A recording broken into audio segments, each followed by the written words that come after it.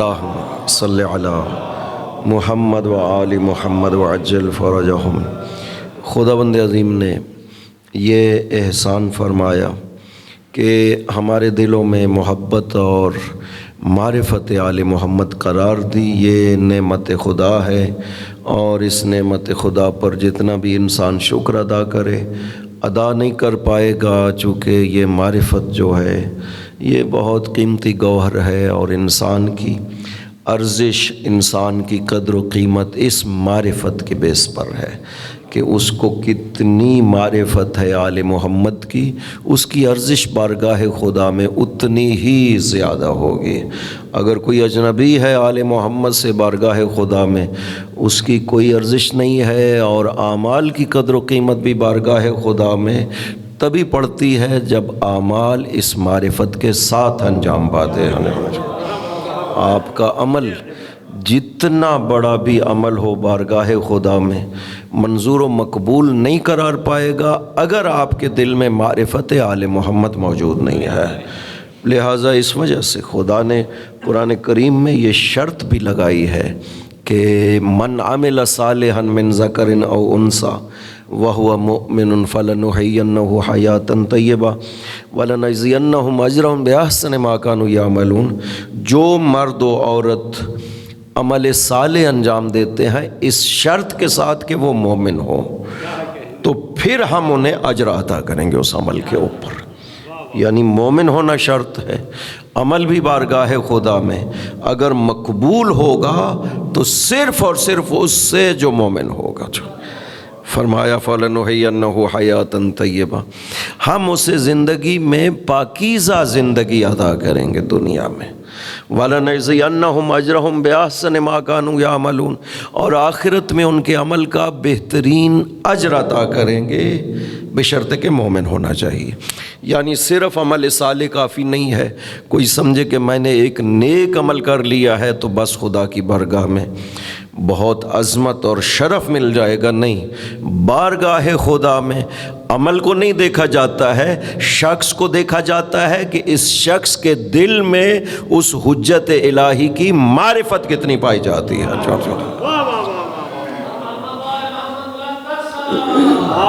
اللہم صلی علی محمد و آل محمد وعجل فرج۔ حجت الہی کو پہچاننا ضروری ہے اگر آپ چاہتے ہیں کہ آپ کا عمل بارگاہ خدا میں منظور ہو، مقبول ہو، اور عمل پہ خداوند عظیم اجر عطا کرے، تو مومن ہونا ضروری ہے۔ اور مومن کسے کہتے ہیں؟ کل میں نے عرض کیا تھا، مومن کے مقابل میں منافق ہے۔ مومن اور منافق کو خدا نے ذکر کیا ہے، مسلمان کے مقابل میں کافر ہے۔ خدا نے کفار کو اسلام کے مقابل میں ذکر کیا ہے، لیکن ایمان کے مقابل میں خدا نے منافقین کا ذکر کیا ہے۔ اس کا مطلب ہے کہ دونوں کا جو مقابلہ ہے وہ مومن اور منافق کا مقابلہ ہے۔ اور کل حدیث کی طرف اشارہ کیا تھا کہ منافق تب بنتا ہے کہ کوئی ولایت علی کا انکار کرتا ہے۔ انسان منافق تب بنتا ہے چونکہ پیغمبر نے ارشاد فرمایا، یا علی لولا انت لما یعرف المنافقون من بعدی، اگر آپ نہ ہوتے تو میرے بعد منافقین کی پہچان ہی نہ ہو سکتی ہے۔ انسان جب ولایت علی کا انکار کرتا ہے تو منافق بنتا ہے۔ اس کا مطلب ہے اگر ولایت علی کو مانتا ہے تو مومن بن جاتا ہے انسان۔ ایمان تب آتا ہے، شخص کو نہیں دیکھا جاتا ہے، نہ ہی عمل صالح کو دیکھا جاتا ہے کہ اس نے عمل کتنا بڑا کیا ہے لہذا شخصیت اتنی بڑی بن جائے گی چونکہ عمل بڑا کیا۔ نہیں، عمل کو نہیں دیکھنا ہے، شخص کو دیکھنا ہے کہ شخص جو عمل کرنے والا ہے وہ آیا مومن ہے یا منافق ہے۔ ایمان کی قدر و قیمت اس ولایت علی کے ذریعے سے پیدا ہوتی ہے کہ انسان ولایت آل محمد کو مانتا ہو۔ تو اب اس میں نے عرض کیا کہ آل محمد میں مرکز و محور جو قرار دیا گیا ہے وہ سیدہ پاک کا وجود مبارکت، بی بی پاک کے وجود کو آل محمد میں خداوند عظیم نے مرکز و محور قرار دیا۔ درود شریف جو ہے آپ، یہ بہت بڑی عبادت ہے جس کو خداوند عظیم نے ہمارے لیے آسان کر دیا ہے عبادت خدا کو کہ آپ درود پڑھیے، یہ بہت بڑی عبادت قرار دی گئی ہے، اور حکم دیا باقاعدہ قرآن میں خداوند عظیم نے کہ ان اللہ و ملائکتہ یصلون علی النبی، خدا اور ملائکہ نبی پاک پر درود بھیجتے ہیں۔ یا ایھا الذین آمنوا صلو علیہ وسلم تسلیما، ایمان والو آپ پر واجب ہے پیغمبر اکرم پر درود بھیجنا۔ اللہم صلی علی محمد وآل محمد وعجل فرجہ۔ اور پوچھا گیا یا رسول اللہ کیف نصلی علیک، تسلیم کا تو ہمیں پتہ ہے، وسلم تسلیما کہ سر تسلیم خم کرو پیغمبر کے سامنے، یہ تمہارے ایمان کا تقاضا ہے۔ اس وقت تک ایمان نہیں ہو سکتا جب تک سر تسلیم خم نہ کیا جائے پیغمبر کے سامنے، اس کا تو ہمیں پتہ ہے۔ کیف نصلی علیک یا رسول اللہ، ہم کیسے آپ پر درود بھیجیں؟ تو پیغمبر نے ارشاد فرمایا درود بھیجنے کا طریقہ یہ ہے، اللہم صلی علی محمد وعلی آل محمد کما صلیت علی ابراہیم وآل ابراہیم، خدایا تو محمد و آل محمد پر درود بھیج، رحمت نازل فرما جیسے تو نے ابراہیم اور آل ابراہیم پر رحمت نازل فرمائی۔ تو یہاں پر پیغمبر فرماتے ہیں کہ آل پیغمبر کا ساتھ ہونا ضروری ہے درود میں، بغیر ذکر آل کے درود مکمل نہیں ہوتا ہے۔ پیغمبر فرمایا ہے لا تصلوا علیہ الصلاۃ البتراء، میرے اوپر دم کٹا درود نہ بھیجنا۔ پوچھا گیا یا رسول اللہ یہ دم کٹا درود کیا ہے؟ فرمایا میرے اوپر بھیجو اور میری آل کا تذکرہ نہ کرو، یہ درود بارگاہ خدا میں قبول نہیں ہے۔ اب جب آل کو خدا شامل کر رہا ہے تو اس آل میں سیدہ پاک کا وجود مرکز و محور ہے، یعنی ہمارے ایمان کی علامت ہے، ہمارے ایمان کی یہ ضرورت ہے کہ ہم جب تک فاطمۃ الزہرا اور ذریت زہرا پر درود نہ بھیجے تب تک مومن نہیں ہو سکتا ہے انسان بارگاہ خدا میں کرے۔ اللہم صلی علی محمد وآل محمد وعجل فرجہم، خدا سیدہ پاک کو شامل قرار دے رہا ہے۔ آپ دیکھیے حجت الہیہ قرار دیا ہے خداوند عظیم نے سیدہ پاک کو کہ یہ خدا کی طرف سے حجت ہے اس کائنات پر، تمام کائنات کے لیے وجود سیدہ پاک کو حجت قرار دیا گیا ہے۔ روایت ہے اگرچہ بہت سند نہیں ہے اس کی، لیکن روایت ہے مطلب کے لحاظ سے بالکل درست ہے کہ امام حسن عسکری علیہ الصلوۃ والسلام اللہم صلی علی محمد وآل محمد وعجل ارشاد فرمایا ہے نحن حجج اللہ علی الخلق وجدتنا حجت اللہ علینا، کہ ہم اللہ کی حجت ہیں اس مخلوق کے اوپر، اور ہماری جدہ خدا کی طرف سے ہم ائمہ پر حجت قرار دیا گیا ہے سیدہ پاک کو، یعنی یہ عظمت سیدہ، اور یہ مطلب بالکل درست ہے۔ سند کے لحاظ سے روایت کو بے شک ہم بہت روایت نہیں کہہ سکتے کہ اس طرح کی کوئی مضبوط روایت ہے، لیکن یہ مطلب بالکل درست ہے۔ کل میں نے عرض کیا تھا کہ ائمہ طاہرین نے اپنے علم کی دلیل کے طور پر مصحف فاطمہ کو پیش کیا ہے۔ اگر سیدہ حجت نہ ہو ائمہ پر تو امام کو یہ شایع نشان نہیں ہے کہ وہ کسی اور کے علم کو اپنے علم کی دلیل کے طور کے اوپر پیش کر رہے۔ جب وہ پوری کائنات کا عالم ہے، پوری کائنات کا وہ امام ہے، تو اس کو کیسے زیب دے سکتا ہے کہ وہ اپنے علم کی دلیل کسی عام آدمی کے علم کو قرار دے؟ فلاں فرما رہا تھا، جو لوگوں نے جن کو امام بنا لیا، امام معصوم یہ کام نہیں کر سکتا ہے کہ فلاں نے یہ فرمایا ہے میں جو کہہ رہا ہوں، نہیں، بلکہ ائمہ تو یہ فرماتے ہیں کہ فلاں یہ کہتا ہے ہم یہ کہتے ہیں۔ جب پوچھا گیا حکم کو، ایک حکم شرعی جب پوچھا گیا کہ آپ بیان کریے، تو آپ نے فرمایا کہ مدینہ والے علماء یہ کہتے ہیں، کوفہ والے علماء یہ کہتے ہیں، لیکن ہم آل محمد یہ کہتے ہیں۔ تو امام تو ہمیشہ اپنا حکم بیان کرتا ہے، اگر کسی کے علم کو دلیل بنا رہا ہے تو اس کا مطلب ہے کہ وہ حجت الہی ہے خدا کی طرف سے معصوم کے لیے۔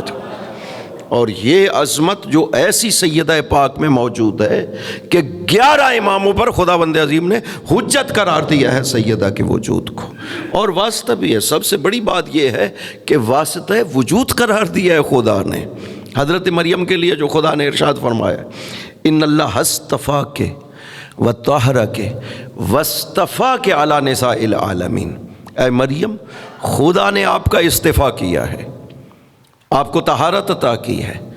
پھر فرمایا وصطفیٰ کے علی نساء العالمین، وہ جو پہلا استفا ہے نا کہ خدا کہتا ہے ہم نے مریم کا استفا کیا، انتخاب کیا ہے، وہ حضرت عیسیٰ کے وجود کے لیے حضرت مریم کو ظرف قرار دینا ہے، جو خدا فرما رہا ہے کہ ہم نے عیسیٰ کو دنیا میں بھیجنا ہے۔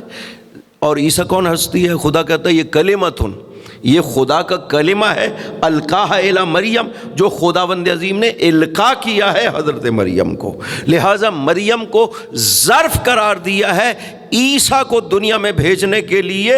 اسی طرح سے خداوند عظیم نے ائمہ کو دنیا میں بھیجنے کے لیے وجود پاک کے سیدہ کو ظرف قرار دیا ہے سیدہ۔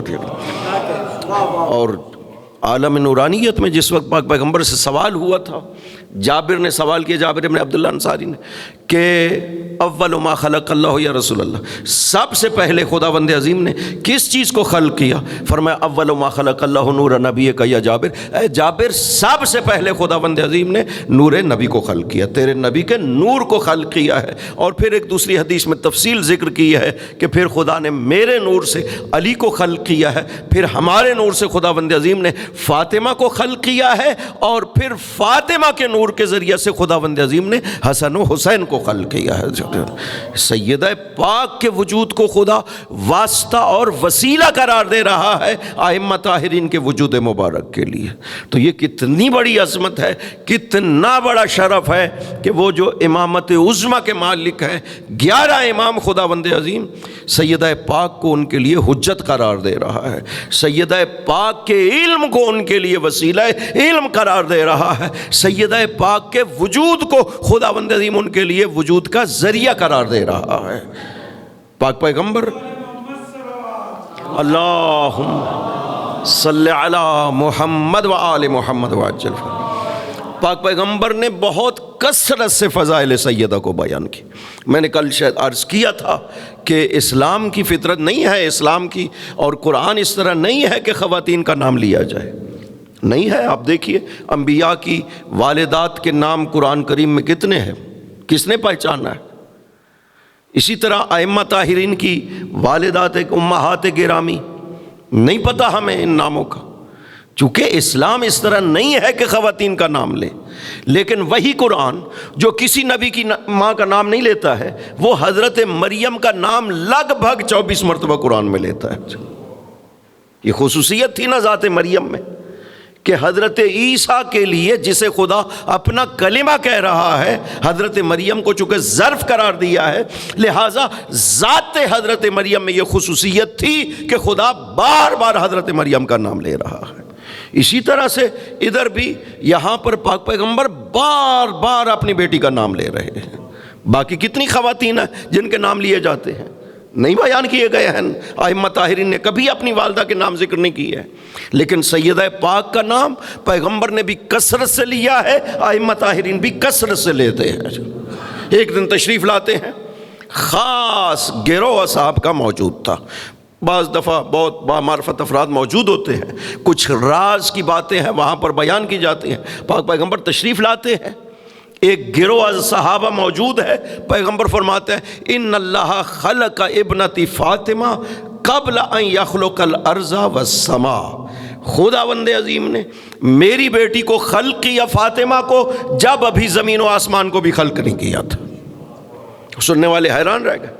ایک شخص نے سوال کیا الیست ہی انسیہ یا رسول اللہ، اگر زمین و آسمان کی خلقت سے پہلے خلق ہوئی ہیں تو کیا فاطمہ انسان نہیں ہے؟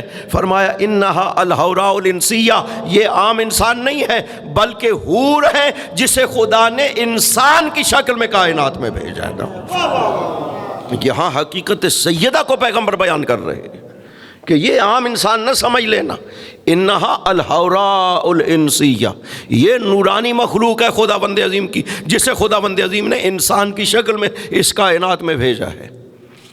یہاں پر ایک سوال کیا گیا کہ این کانت فاطمہ یا رسول اللہ، جب اس طرح سے زمین و آسمان کی خلقت نہیں ہوئی تھی تو سیدہ کہاں پر تھی؟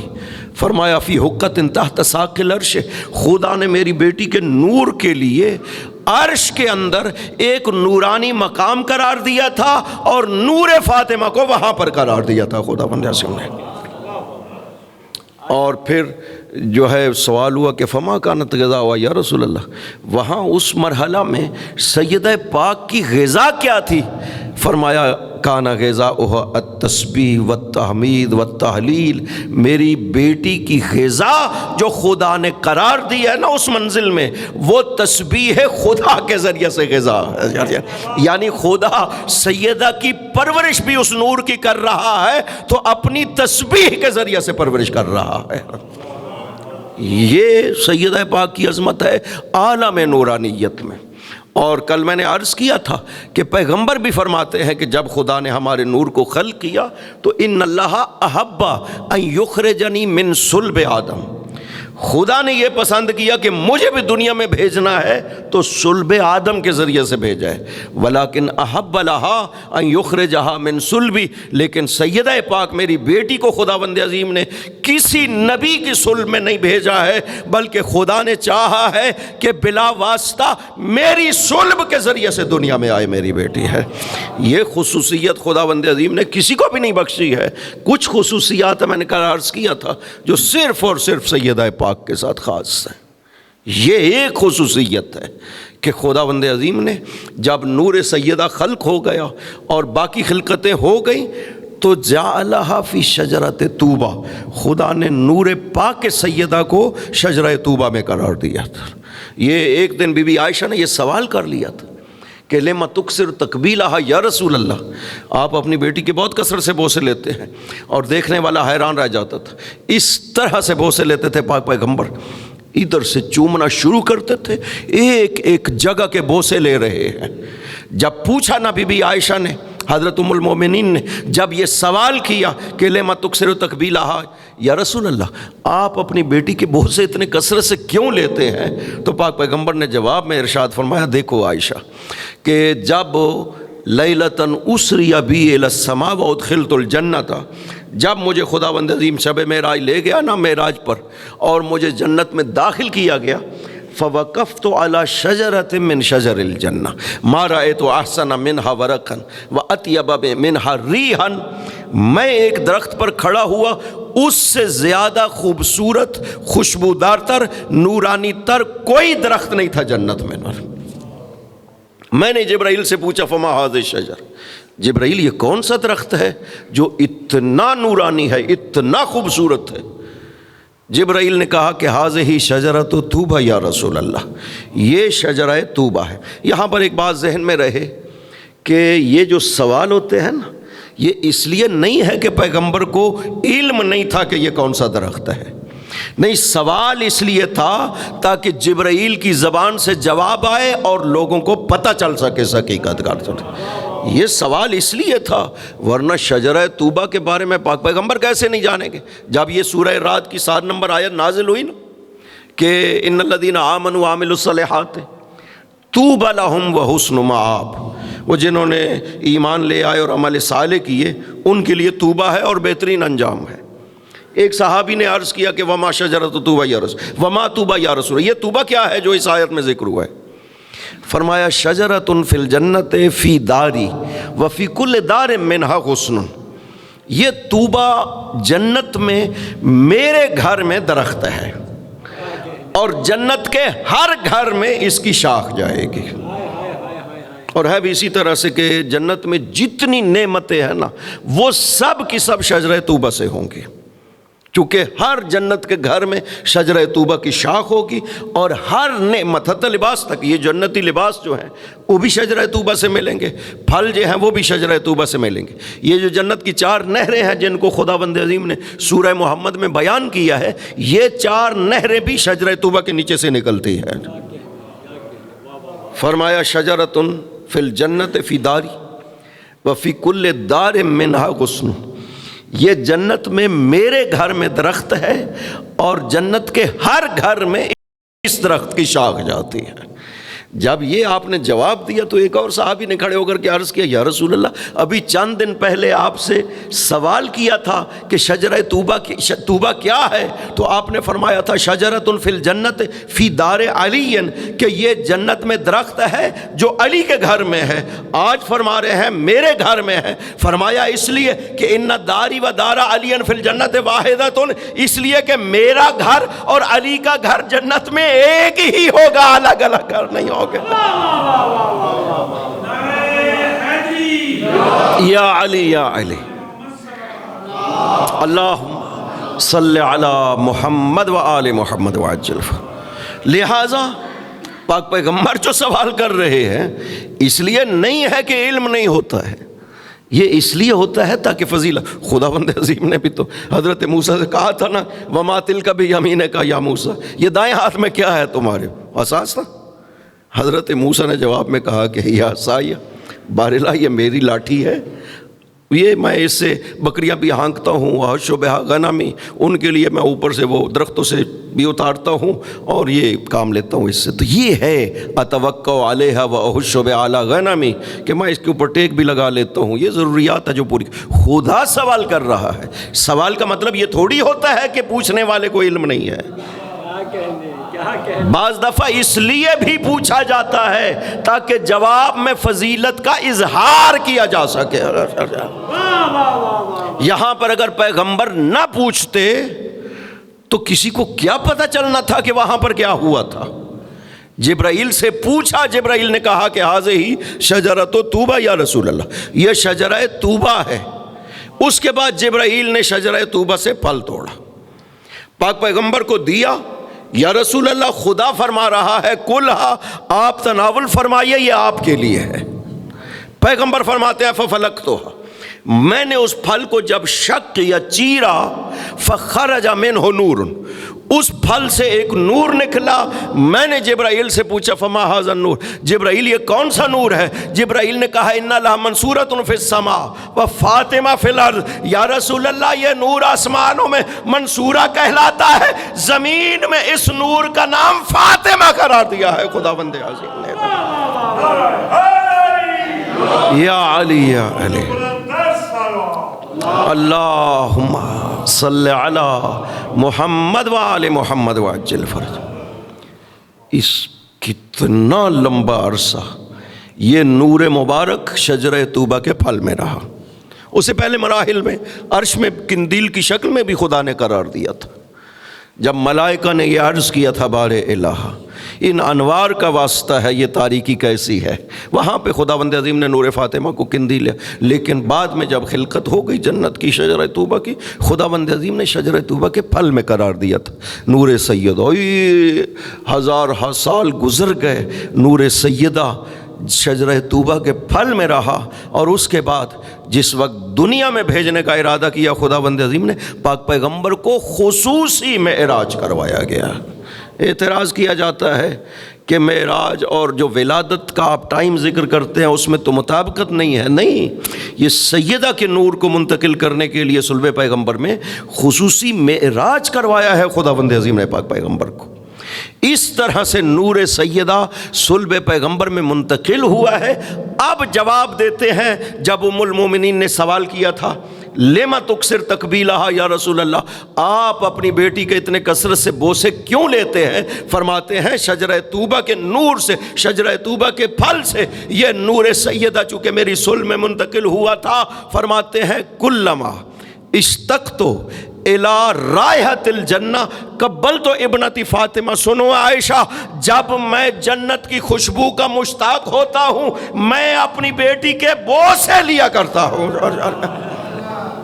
عجیب ہے، یہ پیغمبر اکرم فرما رہے ہیں۔ اس کا مطلب ہے اس جنت کا کیا اشتیاق ہوگا پاک پیغمبر کو، جس جنت کے لیے حضور فرماتے ہیں ان الجنت تشتاق الی اربعۃ من اصحابی، یہ جنت میرے 4 صحابیوں کے مشتاق رہتی ہے۔ جنت میں اشتیاق پایا جاتا ہے، صحابہ پیغمبر تشریف لائیں جنت میں۔ الا اربعۃ من اصحابی، میرے 4 صحابیوں کی یہ جنت مشتاق رہتی ہے۔ پیغمبر کو اشتیاق اس جنت کا نہیں ہے، بتانا چاہتے ہیں کہ کسی اور کے لیے وہ جنت جنت ہوگی، مجھ محمد کے لیے اگر کوئی جنت ہے تو میری فاطمہ الزہرا کا وجود میرے لیے جنت ہے خدا کی طرف سے۔ یہ راہ ہے جنت۔ میں جب مشتاق ہوتا ہوں جنت کی خوشبو کا تو میں اپنی بیٹی کے بوسے لیا کرتا ہوں۔ بعض روایات میں ہے شممت، میں سونگھتا ہوں اپنی بیٹی کو۔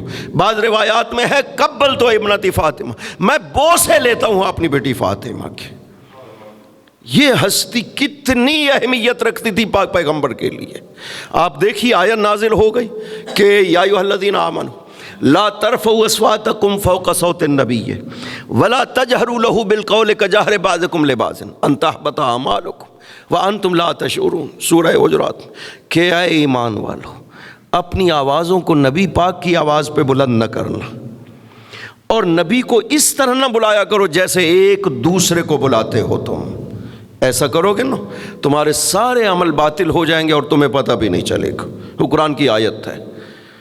اصحاب نے آ کر کے پوچھا کہ نام لینے سے تو خدا نے منع کر دی، چونکہ اگر نام مبارک لینا ہے نا جو حضرت کا نام ہے تو اس کے لیے پھر خدا کہتا ہے کہ ادب و آداب ہیں، بغیر ادب و آداب کے خالی نام لینا، بدو آتے تھے وہ خالی نام لے لیتے تھے، باہر کھڑے ہو کر کے بلند آواز سے پکارنا اور پھر وہ نام بھی حضرت کا لے لیتے تھے۔ خدا کو نہیں پسند آئی بات۔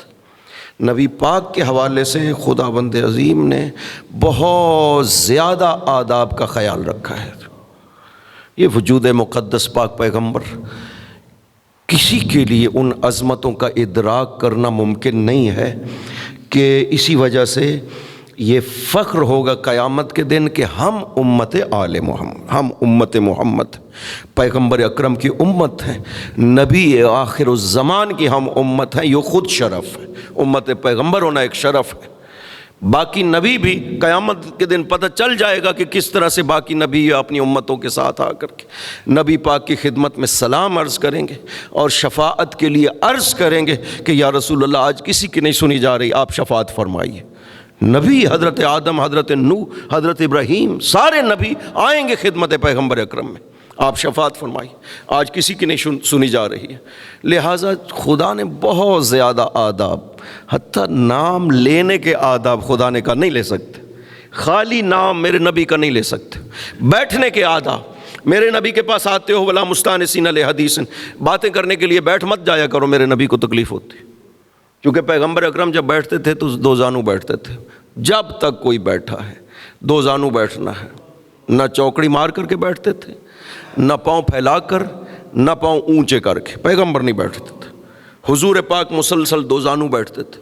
پھر ادھر بیٹھے ہیں لوگ، ادھر بیٹھے ہیں لوگ، ادھر والا بات کرتا تھا تو صرف چہرہ مبارک ادھر نہیں کرتے تھے، پورا جسم حضرت ادھر کر لیتے تھے۔ ادھر والے نے بات شروع کر دی ہے تو پھر پورا جسم ادھر کر لیا۔ کتنا مشکل کام ہے۔ اب اگر وہ پاک پیغمبر سے گفتگو، واضح ہر کسی کا دل کرتا تھا کہ بیٹھوں، زیارت کروں، باتیں کروں، بیٹھ جاتے تھے بڑی بڑی دیر۔ خدا نے کہا نہیں، مجھ سے برداشت نہیں ہوتا، میرے نبی کو تکلیف ہوتی ہے، زیادہ دیر مت بیٹھا کرو، آئیں کھانا کھائیں اور اٹھ کر کے چلے جایا کرے، زیادہ دیر مت بیٹھا کرو، میرے نبی کو تکلیف ہوتی ہے۔ دیکھو ایک گستاخی کرتا ہے نبی پاک کے ساتھ، خدا نبی کو کہتا ہے کہ نہیں میرے نبی آپ نے جواب نہیں دینا، میں جو موجود ہوں میں تیری طرف سے جواب دوں گا۔ تبت یدا ابی لہب، نبی لب تیرے ہاتھ ٹوٹے، میرے نبی کی گستاخی کرتے ہو۔ یہ آداب ہے پیغمبر اکرم کے، لہذا نام لینے سے منع کر دیا۔ یہ جو نام پیغمبر اکرم ہے نا، روحی لہ الفدا، لے لیتے ہیں۔ آپ صلوات پڑھیے گا، محمد، خدا کہتا ہے کہ یہ محمد ہے، یعنی جس کی بہت تعریف کی جاتی ہے۔ صلوات بر محمد و آل محمد، اللہم صلی علی محمد و آل محمد وعجل فرجہم۔ خدا نے عطا کیا، کہا میں محمود ہوں، آپ محمد۔ محمود یعنی جس کی تعریف کی جائے، محمد یعنی جس کی بہت تعریف کی جائے۔ پاک پیغمبر کا بغیر ادب کے نام لینے سے منع کیا گیا۔ ہمارے مولا و آقا کا جو نام مبارک ہے وہ یہی نام مبارک ہے، بالکل لینے سے منع کیا گیا، نہیں لے سکتے، حرام ہے غیبت میں نام مبارک لینا۔ لہٰذا حضرت کا نام علماء نے بھی جب لکھتے ہیں نا نام مبارک تو الگ الگ حروف میں لکھتے ہیں، میم لکھتے، ہے میم دال، نام نہیں لکھتے چونکہ ائمہ نے منع کیا ہے۔ مصلحت خود جانتے ہیں، ہمیں مصلحت کا پتہ نہیں کہ کیا مصلحت ہے اس نام مبارک میں کہ خدا پیغمبر اکرم کے لیے کہتا ہے بغیر ادب کے نام نہ لینا تم، لیکن حضرت کا یہی نام مبارک ہے تو فرمایا بالکل نہیں لے سکتے ہو غیبت کے دوران۔ اس نام میں بہت سے راز ہیں پوشیدہ کہ جس کا ہمیں ادراک نہیں ہے، وہ خود جانتے ہیں۔ لہٰذا اصحاب نے آ کر کے پوچھا کہ پھر کیسے پکارے، نام تو خدا نے منع کر دیا۔ فرمایا یا رسول اللہ کہا کرو، جب مجھے پکارنا ہو تو یا رسول اللہ کہہ کر کے۔ جب گھر تشریف لائے تو بیٹی نے بھی یا رسول اللہ کہہ دیا۔ پاک پیغمبر کے چہرے سے ظاہر ہو گیا کہ پاک پیغمبر کو تکلیف ہوئی ہے۔ بیٹی چونکہ مزاج کو پہچانتی تھی، عرض کیا بابا آپ کو تکلیف ہوئی؟ کہا فاطمہ آج اس طرح کیوں نہیں بلایا جیسے پہلے بلایا کرتی تھی؟ یا ابا، بابا کہہ کر کے کیوں نہیں بلایا؟ یا رسول اللہ کہہ کر کے کیوں بلایا؟ عرض کیا بابا وہ آیت جو نازل ہو گئی تھی۔ فرمایا نہیں فاطمہ، یہ آیت آپ کی اور آپ کی ذریت کے لیے نہیں ہے، یہ حکم دوسروں کے لیے ہے۔ یہ جملہ سنیے جو پیغمبر نے فرمایا، قولو کہ یا ابا احیا للقلب و ارض للرب، بیٹی جب آپ مجھے بابا کہتی ہے نا، میرے دل کو زندگی ملتی ہے اور رب راضی ہوتا ہے۔ عجیب ہے، فاطمہ یہ ہستی ہے کہ جو پیغمبر کے لیے ایک کلمہ بولتی ہے تو پیغمبر کہتے ہیں احیا للقلب، میرے دل کو زندگی مل جاتی ہے۔ پیغمبر وہ ہے جس کے پیغام نے اس کائنات کو زندگی عطا کی ہے۔ یا ایھا الذین آمنوا استجیبوا للہ وللرسول اذا دعاکم لما یحییکم، ایمان والو اللہ اور رسول کی آواز پہ لبیک کہو جب تمہیں رسول پکارے اس چیز کے لیے جو تمہیں زندگی عطا کرتی ہے۔ یعنی نبی وہ ہے کہ جس کا پیغام لوگوں کو زندگی عطا کر رہا ہے، اور فاطمہ وہ ہے کہ جس کا ایک کلمہ قلب پیغمبر کو زندگی عطا کر دیتا ہے۔ یہ معمولی ہستی نہیں ہے۔ ایک کلمہ یا ابا جب آپ کہتی ہے نا احیا للقلب، بیٹی میرے دل کو زندگی مل جاتی ہے۔ یہ جو خانہ تھا نا بی بی پاک کا گھر، کلمہ عرض کیا تھا کہ میں آج اشارہ کروں گا، یہ جو بی بی پاک کا گھر تھا نا، یہ ظاہری طور پر ایک چھوٹا سا گھر تھا، زمین کے لحاظ سے کوئی زیادہ بڑا گھر نہیں تھا، کوئی 14 میٹر لمبائی تھی اور کوئی 7 میٹر چوڑائی تھی، یہ گھر تھا کل۔ لیکن اس گھر کی عظمت یہ تھی کہ ملائکہ کی ایک فوج اترتی تھی اور ایک فوج پرواز کرتی تھی اس گھر کے سر۔ عظمت یہ تھی۔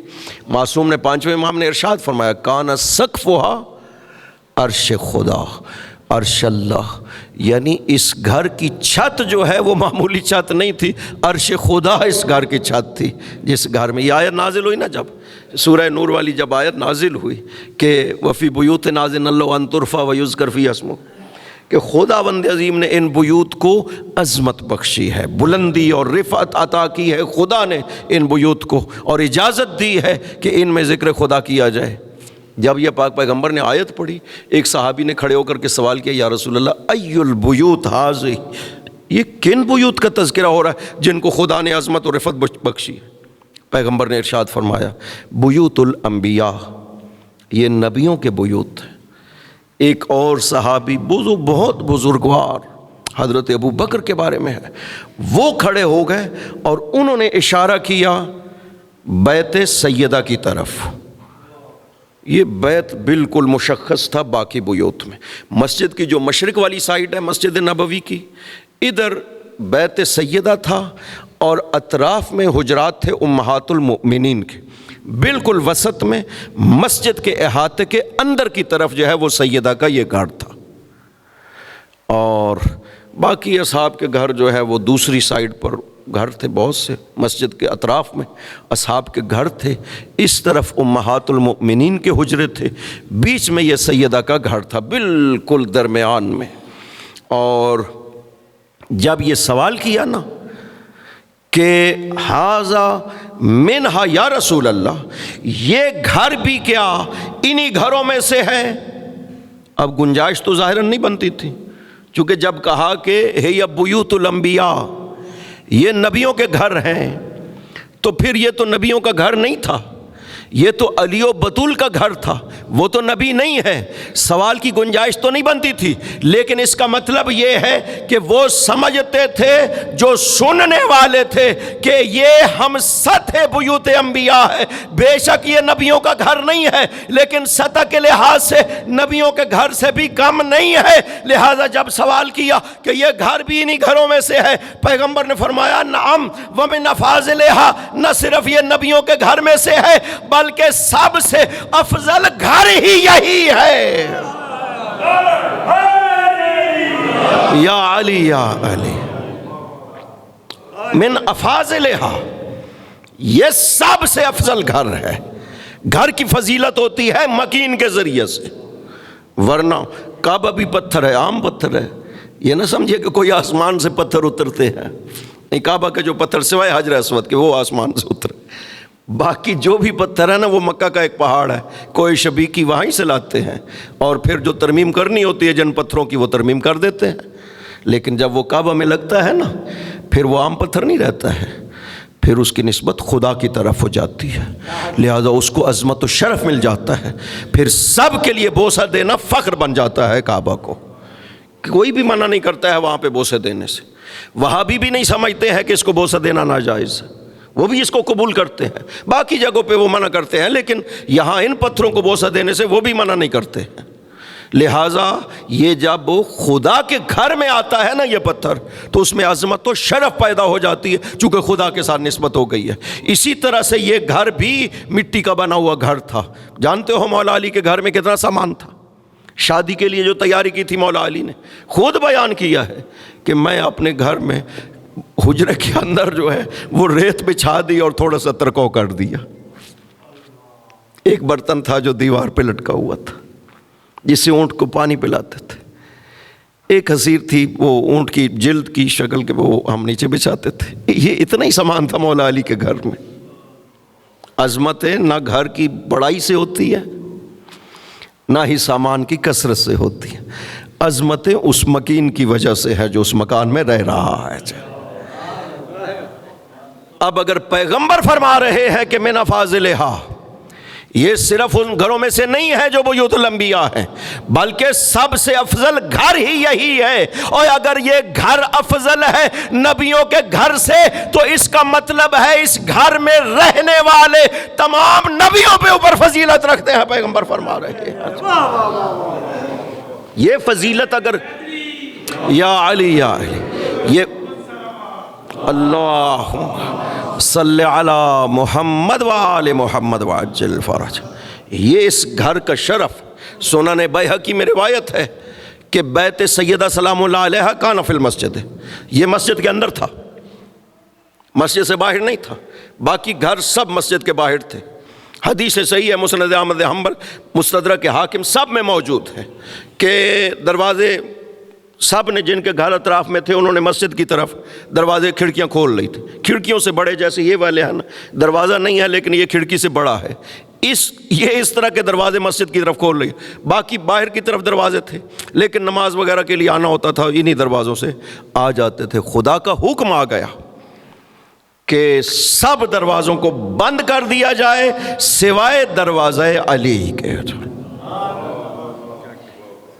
اور عجیب بات ہے، یہ مسند احمد حنبل میں بھی موجود ہے، سب میں روایات کو نقل کیا، حافظ ابن حجر نے فتح الباری میں بھی نقل کیا ہے کہ لم یکن لہ طریق غیرہ، اس گھر میں کوئی اور راستہ بھی نہیں تھا سوائے اس دروازہ کے جو مسجد میں تھا، اس کو چونکہ یہ مسجد کے اندر ہی تھا نا گھر، لہذا اس کا ایک ہی دروازہ تھا جو مسجد میں کھلتا تھا، اور کوئی دروازہ بھی نہیں تھا، لیکن باقی سب گھروں کے باہر دروازے تھے، مسجد کی طرف بنا لیے تھے دروازے۔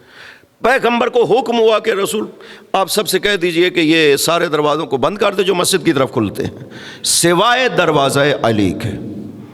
کو عمل تو کر لیا گیا لیکن آ کر کے عرض کیا گیا یا رسول اللہ اگر تھوڑا سا کھلا رہے آنے جانے کے لیے، فرمایا نہیں۔ عرض کیا گیا ایک روشن دان کے برابر، فرمایا نہیں۔ کہا گیا کہ یا رسول اللہ اتنا سا تاکہ ہم آپ کی زیارت کر سکیں. فرمایا وما قلامت ظفرن، یہ ناخن برابر نہ، اجازت نہیں ہے کھولنے کی. اب چچا کو جا کر کے کہا گیا کہ آپ چچا ہیں، آپ کا دروازہ بھی بند ہو گیا، علی کا کھلا ہوا ہے، تو آپ جا کر کے بات کریے نا یا رسول اللہ. آئے چچا بھی آ کر کے بات کی، یا رسول اللہ میرا دروازہ بھی بند کر دیا، میں بزرگ، علی جوان بنی ہاشم، آپ نے اس کا دروازہ کھلا رکھا، میرا دروازہ بھی بند کر دیا ہے. یہاں پر پاک پیغمبر نے ارشاد فرمایا ما سددت ابوابکم ولا فتحت بابہ ولکن اللہ سدد ابوابکم وفتح باب علی. میں نے نہ تمہارے دروازوں کو بند کیا ہے نہ دروازہ علی کو کھولا ہے، وہ خدا وند ہے جس نے تمہارے دروازوں کو بند کیا ہے اور دروازہ علی کو کھولا رکھا ہے. خدا وند عظیم یا علی یا علی.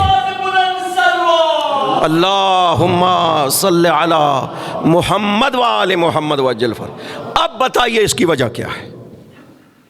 وجہ یہ ہے کہ یہ مسجدیں ہیں پاک و پاکیزہ.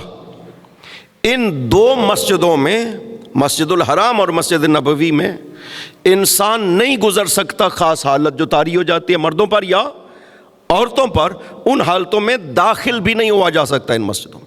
ہماری یہ جو مساجد ہیں ان میں گزر سکتے ہیں آپ لیکن ٹھہر نہیں سکتے. یہ نجاست جب طاری ہو جاتی ہے انسان پر، مرد ہو یا عورت ہو، تو داخل ہو سکتے ہیں. داخل ہوئے ایک دروازے سے دوسرا دروازہ یہاں سے نکل جائیں، یہ کر سکتے ہیں. کوئی چیز رکھ نہیں سکتے مسجد میں، حتیٰ باہر سے کھڑے ہو کر کے پھینک بھی نہیں سکتے، نہیں کر سکتے. یہ مسجد کی طہارت ہے اور عظمت ہے مسجد کی، خدا کا یہ حکم ہے. لیکن یہ دو مسجدیں اتنی پاک ہیں کہ ان میں قدم بھی نہیں رکھا جا سکتا. اگر کسی پر یہ حالت طاری ہو، مرد پر یا عورت پر، تو وہ ان دونوں مسجدوں میں قدم بھی نہیں رکھ سکتے. سب کے دروازے اس لیے بند کر دیے کہ ان پر یہ حالت طاری ہوتی ہے کہ مسجد میں داخل نہ ہو سکے. علی و بطول اور ذریت ان کی وہ ہستیاں ہیں، وہ طہارت والی ہستیاں ہیں کہ ان پر ایسی کوئی حالت طاری ہی نہیں ہوتی کہ وہ مسجد میں داخل نہ ہو سکے. یہ فرق ہے آل محمد میں اور باقیوں میں. باقی جو بھی ہے نبیوں کی نہیں بات کر رہے، انسان، عام انسان جو ہے ان کے اوپر. اور بی بی پاک کے بارے میں تو خصوصیت کے ساتھ پاک پیغمبر نے ارشاد فرمایا کہ لا تعتلوا کما تعتل نساء الآدمیین. وہ بیماری میری بیٹی پہ نہیں آتی ہے جو عورتوں کو آتی ہے. عصر کے وقت امام حسن علیہ السلام پیدا ہوئے تھے اور بی بی پاک نے مغرب کی نماز پڑھی ہے. یہ طہارت کی عملی گواہی ہے خدا کی طرف سے، آیت تطہیر کا ثبوت ہے خدا کی طرف سے کہ آل محمد میں سے کوئی ہستی بھی ایسی نہیں ہے جس پر ایسی حالت طاری ہوتی ہو.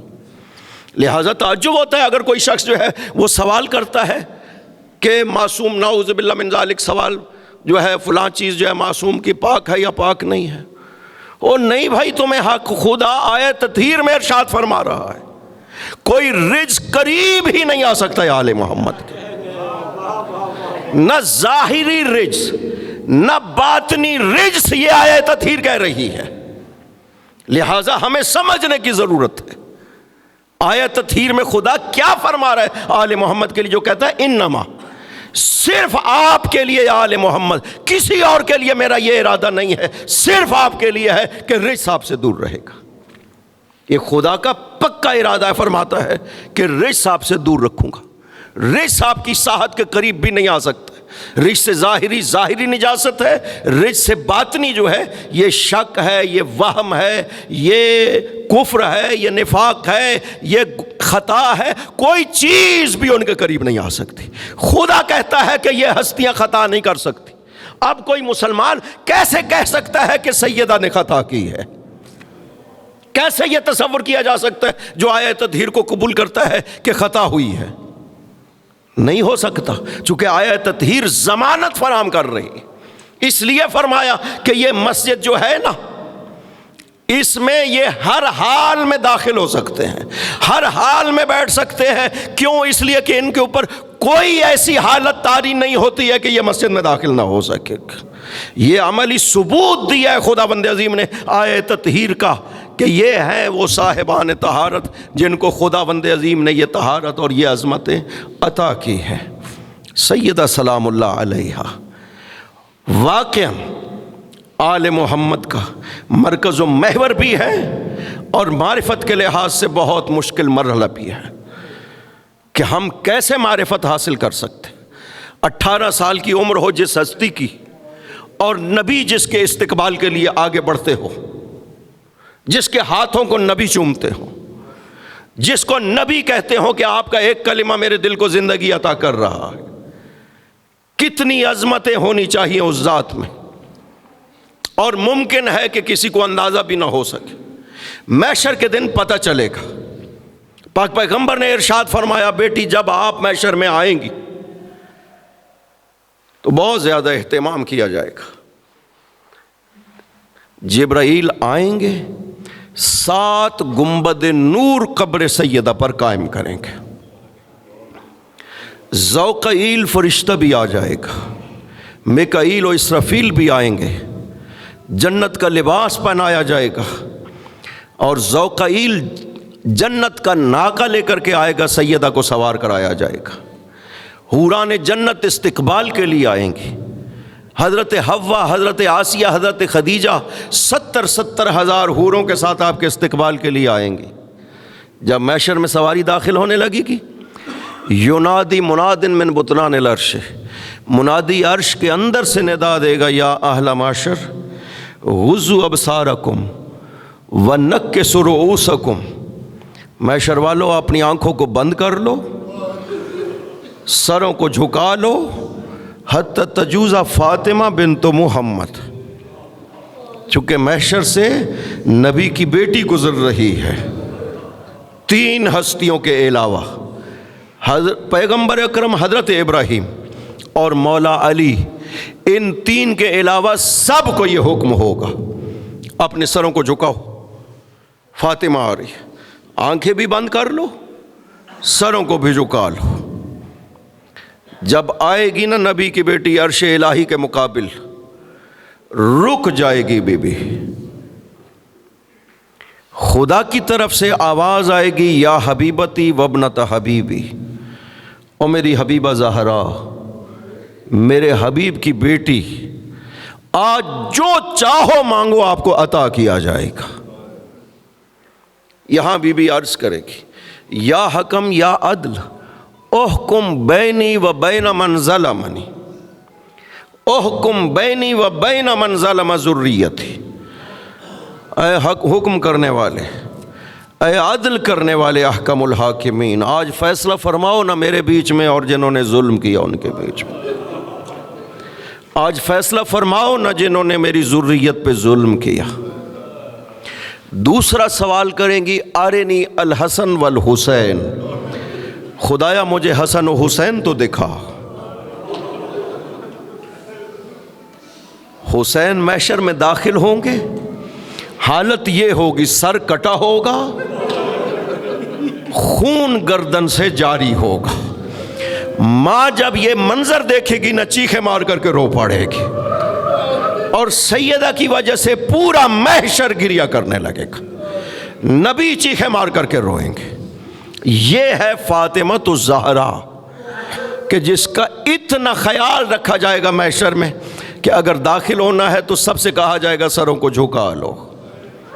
یا رسول اللہ، آپ کے بعد آپ کی بیٹی پر بہت مصیبتیں آئیں، یہ جملے کہے، بابا صبت علیہ مصائب لو انہا صبت علی الایام سرنا لیالیا، بابا مجھ پر بڑی مصیبتیں آئیں، اگر دنوں پہ آتی تو سیاہ راتوں میں بدل جاتے۔ یہ کتنے دنوں کی بات ہے؟ 18 سال کی بیٹی تھی نبی کی، چل نہیں سکتی تھی۔ چھٹے امام کا یہ فرمان ہے، ما زالت معصبت الراس ناہلت الجسم حتی سارت کالخیال، نبی کے بعد نبی کی بیٹی کا سر مسلسل بندھا رہتا تھا، جسم کمزور ہوتا گیا، جب بستر پر لیٹی ہوتی تھی اتنی کمزور ہو گئی تھی کہ جسم نظر نہیں آتا تھا۔ یہ دو ہستیوں کے بارے میں ملتا ہے، ایک آپ کے بارے میں ملتا ہے اور دوسرا بغداد کے قیدی کے بارے میں ملتا ہے، کہ جس وقت آپ کو لٹایا گیا تھا نا، آپ کا جسم نظر نہیں آ رہا تھا، یہ کمزوری سے حال ہو گیا تھا۔ یہ 18 سال کی بیٹی تھی نبی پاک کی، چھٹے امام فرماتے ہیں اتنی کمزور ہو گئی کہ بستر پر لیٹتی تھی تو جسم نظر نہیں آتا تھا۔ ابتدا میں کچھ دن جب چل سکتی تھی اور منع کیا گیا تھا نا کہ علی نبی کی بیٹی سے کہیں کہ نہ رویا کرے، ہمارے آرام میں خلل پڑتا ہے۔ مولا علی نے کہا کہ ٹھیک ہے، دن کو یا رات کو ایک وقت رو لے گی۔ پھر بیت الحزن تعمیر کر دیا بقیع میں، وہاں پر چلی جاتی تھی، گریا کرتی تھی، وہ بھی لوگوں نے گرا دیا۔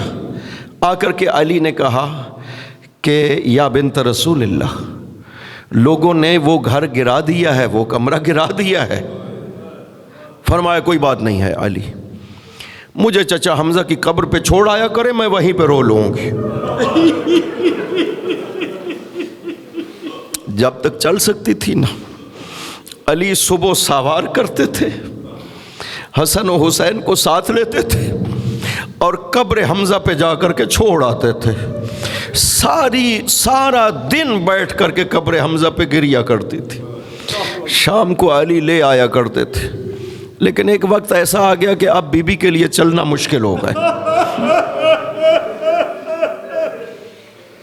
اب بی بی زخمی ہو گئی تھی، اب چلنا مشکل ہو گیا تھا۔ ایک قمیص تھا پاک پیغمبر کا جو آخری وقت میں پاک پیغمبر نے پہنا ہوا تھا، اسے لے کر کے سینے سے لگاتی تھی، بوسے لیتی تھی، بے ہوش ہو جاتی تھی۔ علی نے وہ قمیص چھپا دیا تھا، صندوق میں بند کر دیا۔